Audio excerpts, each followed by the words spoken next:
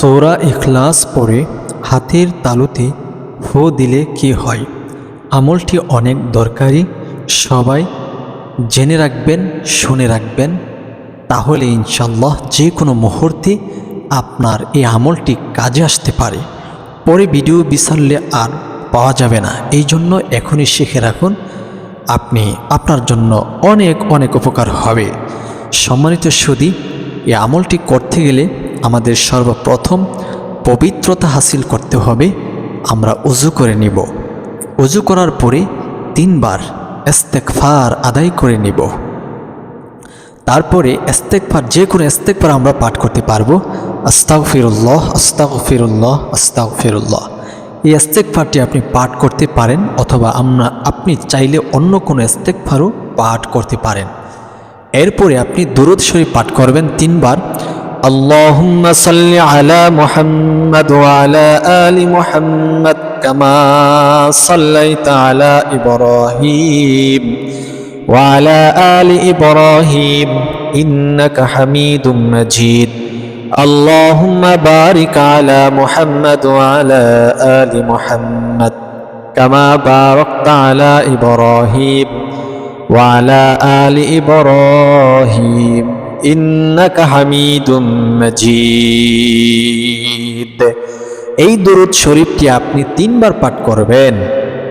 তারপরে আপনার যে ডান হাতের আঙ্গুলি আছে, কানিষ্ঠ আঙ্গুল, যেখানে লাল তীর চিহ্নটি আঙ্গুলের করার মধ্যে দেওয়া হয়েছে, এর মধ্যে আপনার বৃদ্ধা আঙ্গুল দিয়ে আপনি চাপ দিয়ে ধরবেন। চাপ দিয়ে ধরে আপনি সূরাতুল ইখলাস পাঠ করবেন। আউযু বিল্লাহি মিনাশ শাইতানির রাজীম, বিসমিল্লাহির রহমানির রহিম। কুল হুয়াল্লাহু আহাদ আল্লাহুস সামাদ লাম ইয়ালিদ ওয়া লাম ইউলাদ ওয়া লাম ইয়াকুল লাহু কুফুয়ান আহাদ। যখন আপনাদের সূরাতুল ইখলাস পাঠ করা কমপ্লিট হয়ে যাবে, তখন আপনার যে ডান হাতের কানিষ্ঠ আঙ্গুলে বৃদ্ধা আঙ্গুল দিয়ে চাপ দিয়ে ধরে রেখেছেন, ডান হাতের কানিষ্ঠ আঙ্গুলের প্রথম কর অথবা দাগের মধ্যে চাপদা ধরে রেখেছেন, এখানে আপনি একটি ফু অথবা দম করবেন। এই বলে, এই আমলটি যেহেতু একটি বশীকরণ, আপনি যে কাউকে বশ করতে চান, যাকে বশ করতে চান, স্বামী যদি স্ত্রীকে বশ করতে চান, তাহলে স্ত্রীর মা এবং স্ত্রীর নাম উল্লেখ করে আপনি এই করের মধ্যে একটি ফু অথবা দম করে নেবেন। যদি স্ত্রী স্বামীকে বশ করতে চান, অনুরূপ করবেন। যদি ছেলে মেয়েকে বশ করতে চান, অনুরূপ এরকম করবেন। যে মেয়ে ছেলেকে বশ করতে চান, অনুরূপ করবেন। অর্থাৎ যে কাউকে বশ করতে চান, আপনারা অনুরূপ এইভাবে আমলটি করে নেবেন। তারপরে দ্বিতীয় করে আপনি ধরবেন।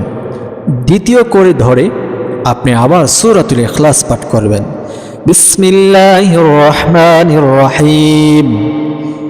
কুল হুয়াল্লাহু আহাদ আল্লাহুস সামাদ লাম ইয়ালিদ ওয়া লাম ইউলাদ ওয়া লাম ইয়াকুল লাহু কুফুয়ান আহাদ। প্রথমবারের মতো দ্বিতীয় করে বৃদ্ধা আঙ্গুল দিয়ে চাপ দিয়ে ধরে যাকে বশ করতে চান তার নাম, তার মায়ের নাম উল্লেখ করে আপনি একটি ফু অথবা দম করে নেবেন। তৃতীয়বার সূরাতুল ইখলাস 3 নম্বর করে ধরবেন। কানিষ্ঠ আঙ্গুলের 3 নম্বর করে ধরে আপনি পাঠ করে এইভাবে তাদের নাম উচ্চারণ করে একটি ফু অথবা দম করে নেবেন। এরপরে আপনি একবার দরুদ ইব্রাহিম পাঠ করে নেবেন। তারপরে কানিষ্ঠ আঙ্গুলের সম্পূর্ণ আঙ্গুলটায় একটি ফু অথবা দম করে নেবেন। প্রিয় দর্শক, এই আমলটি আপনি যে কোনো দিন, যে কোনো সময় করতে পারেন। এই আমলটি কতদিন করবেন, এই বিষয়টা জানার পূর্বে আপনি যদি আমাদের এই চ্যানেলটিতে নতুন এসে থাকেন, দয়া করে চ্যানেলটি সাবস্ক্রাইব করে ফেলুন এবং ভিডিওটি শেয়ার করার অনুরোধ রইল। আসুন আমরা জেনে নিই এই আমলটি কতদিন করব। এই আমলটি আপনি সর্বোচ্চ 21 দিন করবেন। 21 দিন।